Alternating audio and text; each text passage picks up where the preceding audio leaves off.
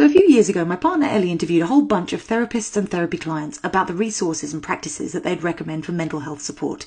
And she found something really interesting. Almost everyone could name some kind of online program or app that they thought was brilliant. But when she asked how frequently they used it, they'd often say something like, well, they didn't really, or they didn't anymore. So she started asking what they did do to feel in control of their mental health, and the two answers that came up time and time again were these. They read fiction, or they played video games. When asked why they thought these things helped, they spoke of imagination, engagement, immersion, agency, and excitement. The apps that they weren't using, by contrast, were described using words like passive and impersonal. So we wondered, is it possible to combine the intrinsic thrill of things like story and play with the utility of things like positive psychology and mindfulness? Standard wellness apps, no matter how well resourced or researched, tend to struggle with retention. So what if the missing piece of the puzzle is something like interactive fiction?